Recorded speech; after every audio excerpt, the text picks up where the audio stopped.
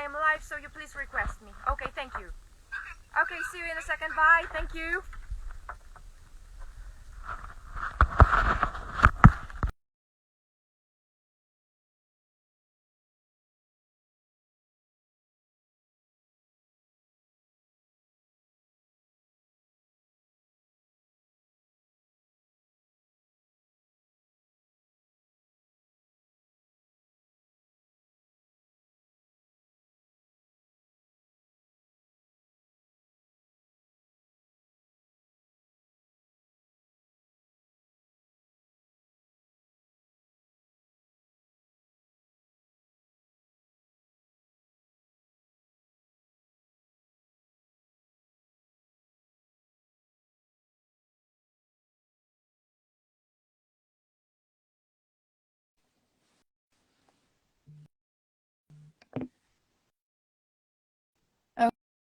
Okej. Cześć wszystkim. Czekam na Amy. O! Hey! Hey! Hi. Hi! I'm calling from the from the van. Look, we are here over the lake. So I have some issues with Nice. yeah. Thank you for joining us. Thank you for having time to meet and talk a bit about your appearance on Live Balice Congress 7-9 July 2023 in Warsaw. You are our guest, so a quick introduction from our side, and then we will have a 30 minutes talk about what is your field, what is your dharma, what is your business field, what is your transformational power within the sexual power, because that will be the main focus on your appearance. So Dr. Amy is a medical doctor, started as a professional of the medicine, conventional medicine, and you saw that there is so much more potential in healing power of the sexual transformation, but also in technology, because you are combining so many disciplines within your professional service. So just a quick information for everyone that is joining us in this live session, this live interview. If you wait until the very ending, you will get a special code for a special gift from our star of Amy.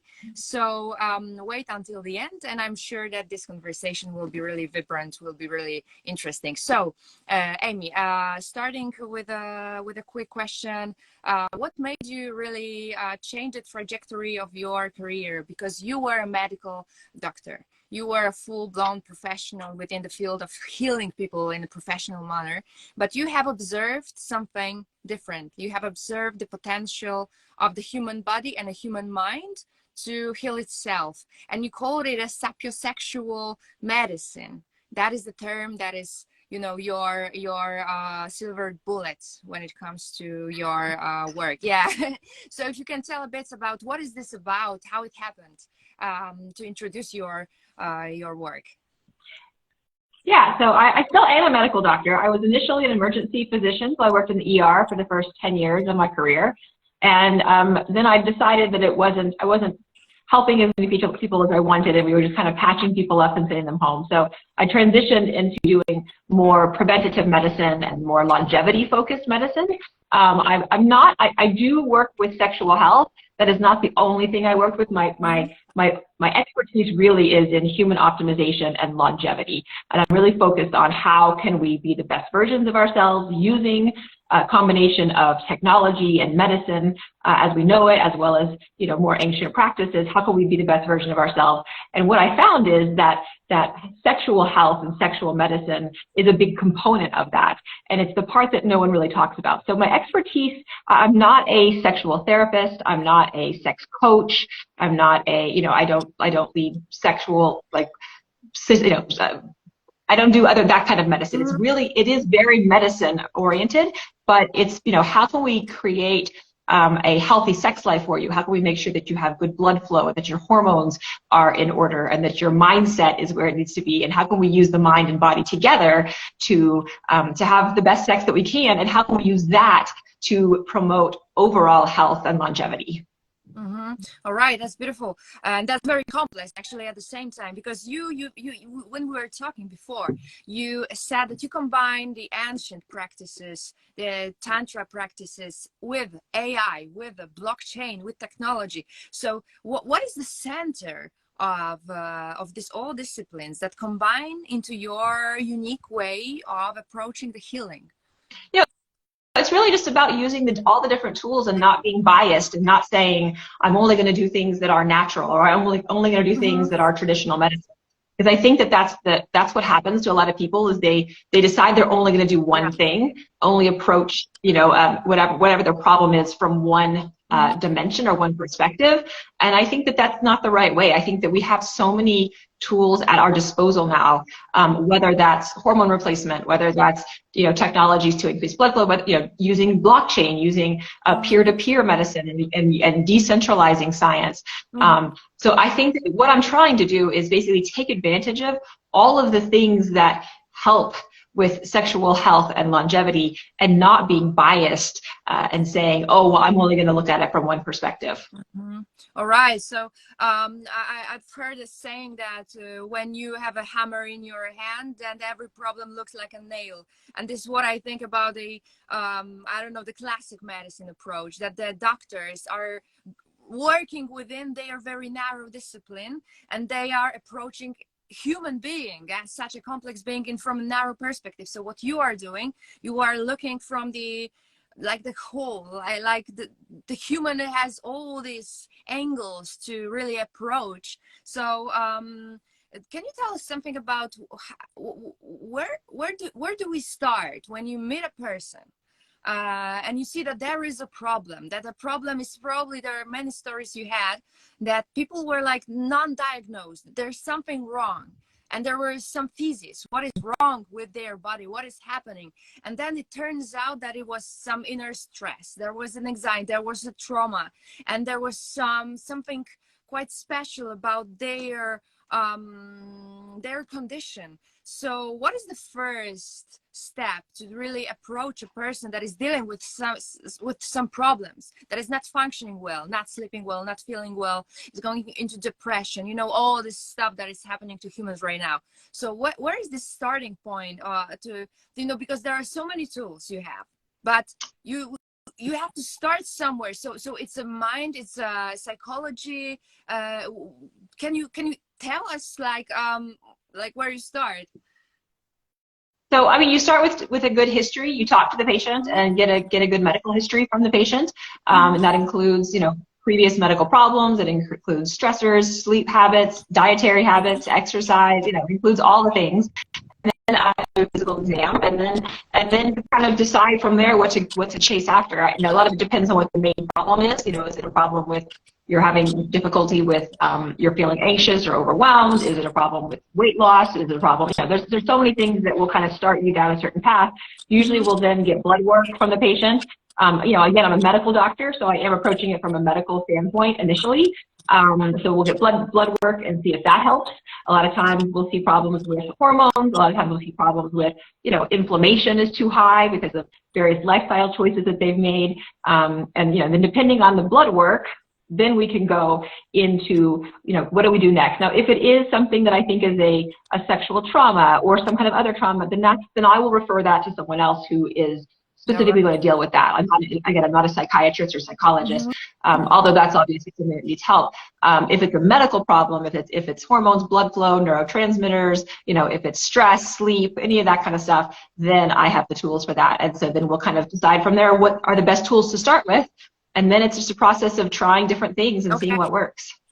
All right, that's just very strategic, and logical, like a process. So my curiosity is around where is this sexual transcendence and these ancient practices? Where are they in this process? So for me, it's not so much about ancient practices as it is about, it's bringing in things, for instance, that help with stress, because we know stress is going to really affect sexual health. So, how do we modify stress? How do we use breath work? How do we use, yoga or different meditation styles, or things like that? And, a lot of those things are not necessarily my expertise, but I know about them enough to say, hey, you're having a problem with stress. Here are some people that can help you with that. And here are some practices that you could look to and you can learn from. So I'm not an expert at everything, but I know enough about kind of where to look, because sexual health, is at the middle of all different types of health. Like, you have to have physical health, but you also have to have emotional health and mental health and spiritual health, and the environment around you has to be healthy. And then you have to have a good sexual, a good social partnership with your partner. So, part of my job is to say which of these components is causing you the most problem. And then if I can't fix those things, then I refer you to someone else that can. All right. So now my curiosity is around, because I perceive your approach to the sexual health as approach based on that the sex is something that is touching all the layers of human existence, because it is touching the spirit. It is touching the soul. It is touching the body. It is touching the mind. It is touching the bodily health. So how can we, on an everyday basis, when we, for example, don't have a partner, how can we, on an everyday basis, just use the sexual power within every one of us, whoever we are, whatever is our orientation, whatever is our choice of love, we can use that because we have it, like, from very beginning of our existence as a species. So how can we approach that in our everyday life, in our awareness of our, being? Yeah. That's a great question. And, I talk about sexual health a lot. People are always like, well, what happens if I don't have a partner? It doesn't matter if you have a partner, because being sexually healthy isn't about them. It's about you. It's always about you. So certainly that your partner matters, but in this case, I'm talking about the actual person. So you can be, sexual health. It's about embracing your sexuality, about being comfortable with it, whatever that is. Whether you are interested in sex, whether you're not, whoever you, it doesn't matter.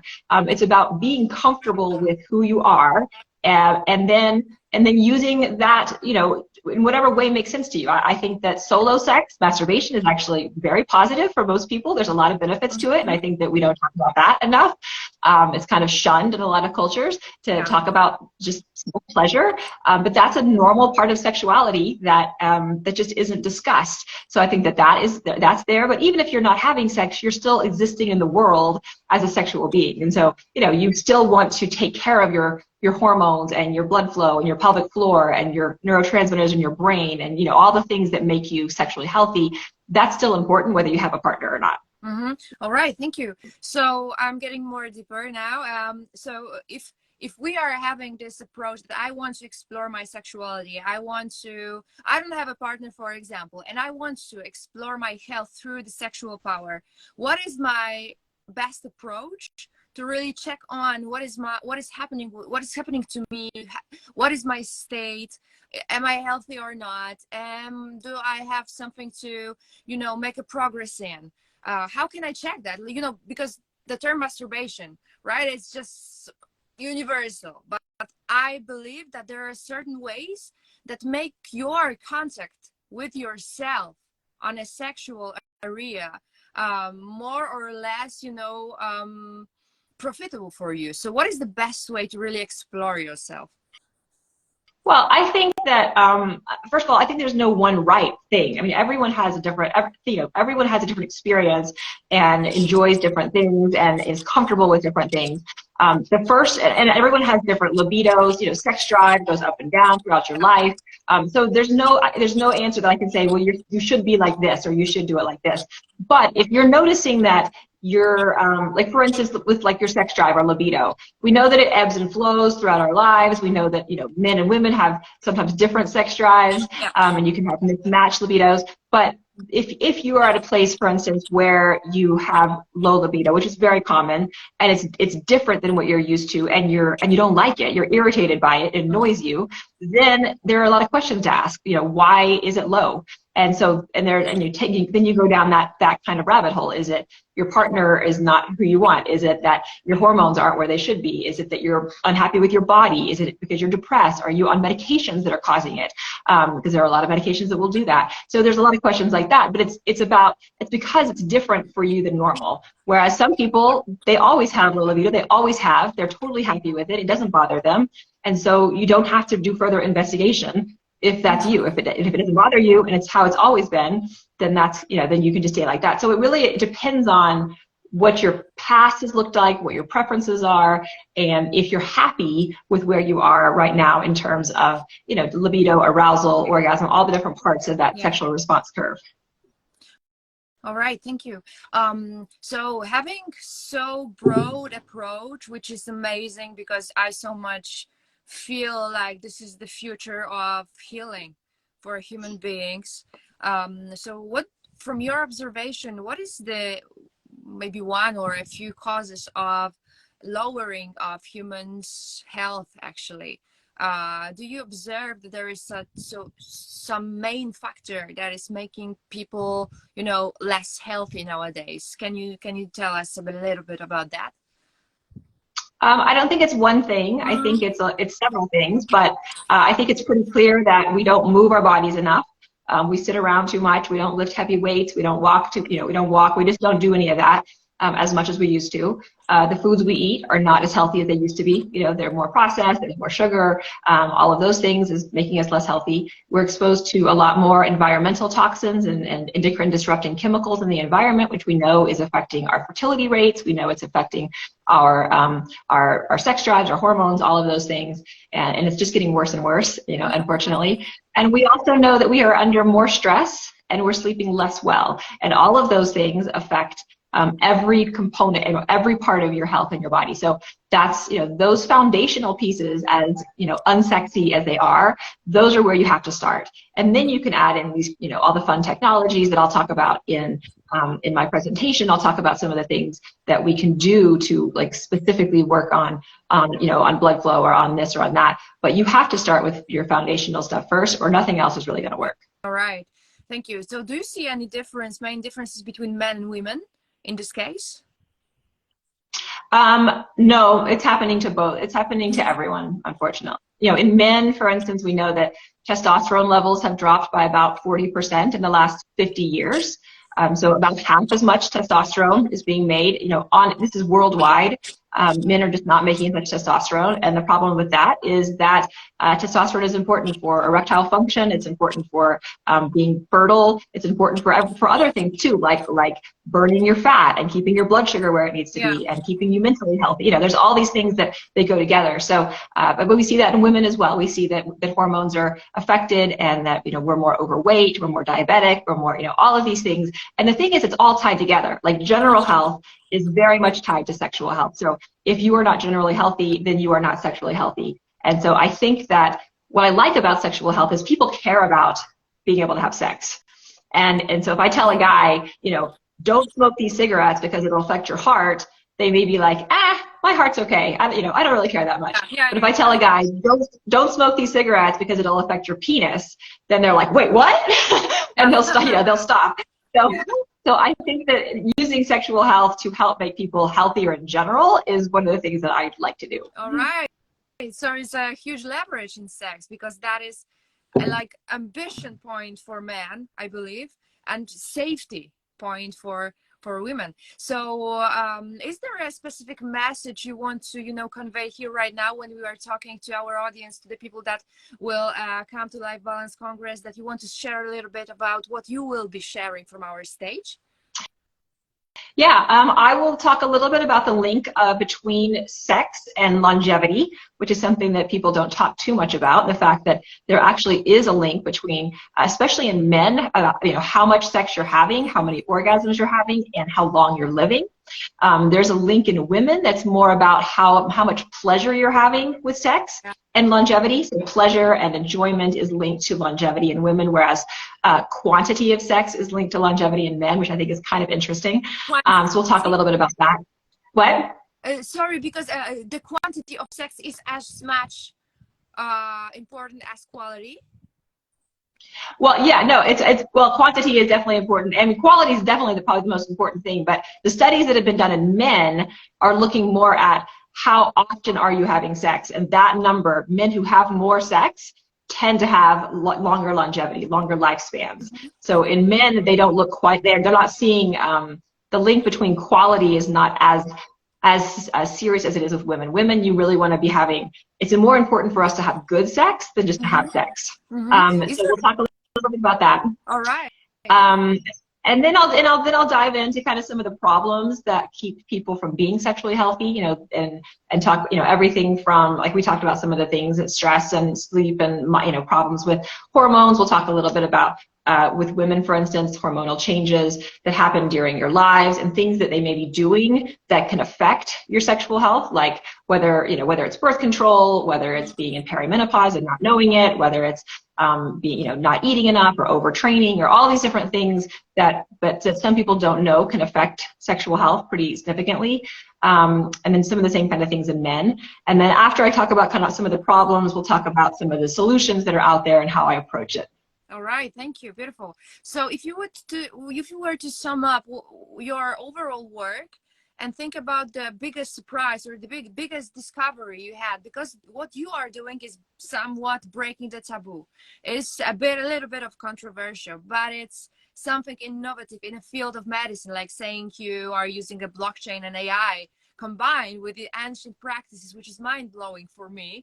When I first heard that, I was, wow, that is something, because you are touching like every crucial discipline that is developing right now. And we are also getting back to the ancient practices because we are learning to really take into account what was being discovered years ago, because it's still valid and it hasn't been, you know, under our focus for so many years, and now we are seeing that. So did you have any discovery like blown your mind, like, you know, shed a different light on the medicine approach you had recently or in the past? I can't think of a single thing. You know, I've done a lot of work with stem cells. I work in my clinic. I do a lot of stem cell procedures, and I've seen some pretty amazing results using stem cells for sexual health, although that's not available to everyone. You know, to your point around the ancient practices and kind of blockchain and AI, I'm a part of a project called Reputable, and what we're doing is, you know, building a blockchain technology that can look at all of these different things people are doing for their health that maybe are not being investigated thoroughly enough in traditional medical world. So, you know, whether that's in sexual health or just general health, you know, looking at how is meditation affecting your heart rate variability, and how is that affecting your sleep, and how is that affecting your sex drive, and, you know, basically taking information from all different people and then being able to aggregate that on the blockchain in a de-identified way, that creates a system where we're able to look at, you know, ancient practices, new practices, supplements, you know, just random therapeutics that might, you know, things like cryotherapy or things people are doing already, but see, well, how is that affecting sexual health? How is that affecting erections? How is that affecting testosterone? How is that affecting mindset? And being able to really pick and choose what we're looking at. And because we have so much data coming in, able to make those kind of insights that we haven't been able to before. So we're still working on a lot of that, but I think that that's where a lot of this is going. All right, thank you. So if you had one message that you would say to the people, to our audience today, like what is the first step to a good transformation, to a good change, a step in a good side, can you share something that it would be? Well, I think the very first step is just to take stock of where you are right now, you know, with your sexual health and your general health. How are your experiences? How much pleasure are you having? Is everything working like it's supposed to? Are you enjoying yourself? You know, like, just take stock, because I think a lot of us we don't stop and think about those things, because I think that a lot of people don't think that they can do anything about it to change things if they're having problems, especially women especially, if they're having sexual problems or having, you know, issues, they haven't really been taught that anyone cares or that anyone can help them. And I think that that we can help you, and we do care. And so the first step is just saying, you know, how do I feel about what's going on right now? And then the second step is then starting to look into, you know, what are my options. Wow, that's a beautiful way to inspire people right now. So Amy, we are having a few minutes left. So the surprise we are having, you have given us a beautiful gift, a beautiful ebook that you have written. And if you buy the tickets for Life Balance Congress on a website, www.lifebalancecongress.com, you will, and using code Amy, you will get a special gift from our guest. And it's really beautiful. I went through that. Okay. Thank you. All right. Amy, it was amazing having you today and have a chance to talk to you. I'm overwhelmed by your experience, by your approach. I'm really, really happy that you are one of those leaders of the change of humanity, actually, of approaching to healing process of all of us that are actually getting more and more aware of our potential, and that we can care about ourselves from so many different perspectives. So thank you for sharing that, and really happy to be seeing you on July in Poland. Well, thank you so much for having me, and I cannot wait to see you in Warsaw in a few months. Thank you. Have a Bye, great everyone. Bye. Bye. Thank you. Bye-bye.